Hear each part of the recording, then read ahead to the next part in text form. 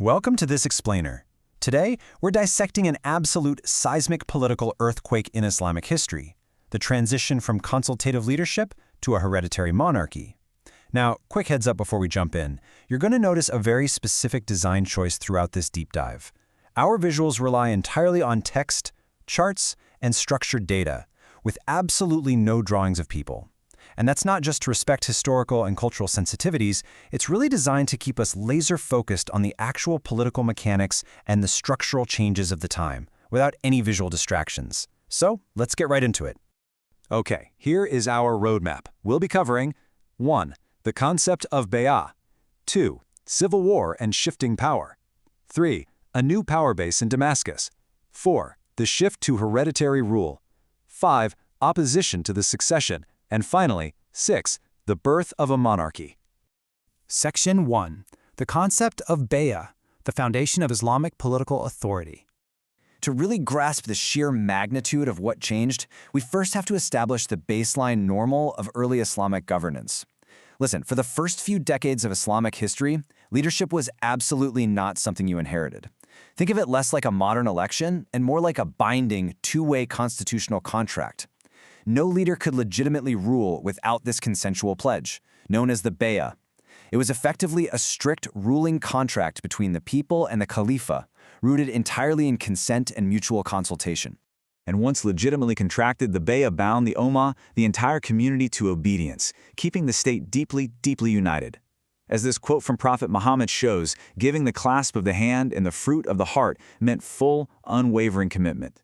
It wasn't just some political promise, it was a spiritual and civic duty that formed the glue of the entire state. If a legitimate leader was chosen, rebellion was simply not permitted, and that ensured massive structural unity. Section 2. Civil war and shifting power, a time of disruption and stalled conquests. Well, that baseline of unity didn't last forever. It was severely tested during the civil war between Ali and Muayyad. Now, it's incredibly important to look at this impartially. Muayyad did not initially claim the leadership for himself. In fact, he explicitly acknowledged Ali's superior right to lead. The standoff was actually based on a massive demand for accountability. Muayyad made his pledge of allegiance entirely conditional on achieving justice for the previous caliph, Uthman, who had been assassinated. He was fiercely demanding that Uthman's killers be handed over before any pledge could be given. But the geopolitical fallout of this internal strife, massive. The Islamic conquests essentially stalled. To put the sheer scale of this disruption into perspective, entire armies were literally halted at the edges of the Byzantine Empire, just waiting for this internal constitutional crisis to resolve. It wasn't until Ali's son, Al-Hassan, willingly yielded the leadership to Muayyad to stop the bloodshed that the crisis finally ended. And that pragmatic decision by Al-Hassan effectively ended the civil war, allowing the borders to be secured and the outward expansion of the state to resume. Section 3. A new power base in Damascus. The capital moves and tribal alliances shift. With Muayyad now widely acknowledged as the legitimate leader, the geopolitical center of gravity shifted dramatically. The power center essentially packed its bags and moved hundreds of miles away from its historical roots in Medina and Kufa, relocating all the way to Damascus and Ash-Sham. And Muayyad was now relying on a totally different political muscle. His authority leaned heavily on specific tribal alliances, particularly the Yamani tribes from southern Arabia, like the Kalb, who had settled in the region even before Islam. Later on, Qaisi tribes from northern Arabia arrived. These distinct tribal groups ultimately became the formidable muscle and the absolute political backbone of the new Umayyad era. So, why does this geography matter so much? It comes down to the Alu Hali wal Aqdad. These are the political representatives, the true kingmakers, and the decision-makers of the Ummah. Because the capital moved to Damascus, a massive portion of these influential decision-makers were now based in Syria rather than the old heartland of Medina. The loudest voices in the room had fundamentally changed zip codes, and that entirely altered the political landscape, dictating who had the real leverage in choosing a leader. Section 4. The shift to hereditary rule. The unprecedented appointment of a successor. This massive geographic and tribal shift set the stage for a completely unprecedented political maneuver, one that would redefine Islamic governance for centuries. There's a striking quote from al-Mughira ibn Shuba, the governor of Kufa. It refers to a pivotal piece of advice he gave to Muayyad. To secure the pledge of succession for his own son, Yazid, he calls it a stirrup of error. Just think about that phrasing for a second. By his own admission, al-Mughira knew exactly the Pandora's box he was opening by suggesting a hereditary system. He recognized the immense, enduring, and potentially disastrous consequences of introducing familial succession. Let's trace how this builds over several years, because this absolutely wasn't an overnight change. Prior to the year 50 Hijri, initial attempts to secure Yazid's succession failed because the Sahaba, the companions of the Prophet, strongly opposed it. Then, by 53 Hijri, we see documented attempts to buy influence. Muawiyah offered 100,000 dirhams to the highly respected Ibn Umar. To be clear, this was an absolute fortune at the time, enough to buy vast estates. But Ibn Umar flatly refused it. Finally, by 56 Hijri, Muawiyah leverages his full political and tribal power to force the issue, securing the binding bay'ah for Yazid as his heir apparent while he was still sitting alive in power. Section 5. Opposition to the succession. Defending meritocracy against monarchy. This unprecedented structural move did not happen quietly. It was met with fierce, principled, ideological resistance, particularly from the old capital of Medina. These 5 highly respected figures formed the absolute core of the opposition. And we're not talking about random, disgruntled politicians here.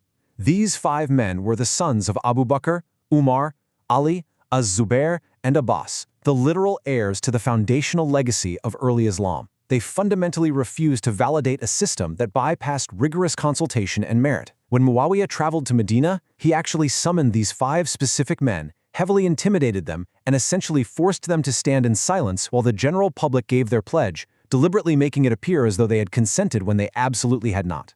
To try and officially legitimize this controversial move, Muawiyah's governor in Medina, Marwan, addressed the public, and its classic political spin. He framed this hereditary appointment as simply following the revered tradition, or sunnah, of previous great caliphs like Abu Bakr and Umar, who had also designated their successors. He wanted to make a radical shift look entirely normal. But the opposition saw right through it. Abdurrahman, the son of Abu Bakr himself, immediately stood up in the assembly and fired back with this legendary rebuttal. He declared it the tradition of Khusro and Caesar. He was calling it exactly what it looked like, the blatant birth of a Roman or Persian-style dynasty. He rightly pointed out the massive historical flaw in Marwan's argument. The early caliphs rigorously avoided ever appointing their own sons or direct family members to power.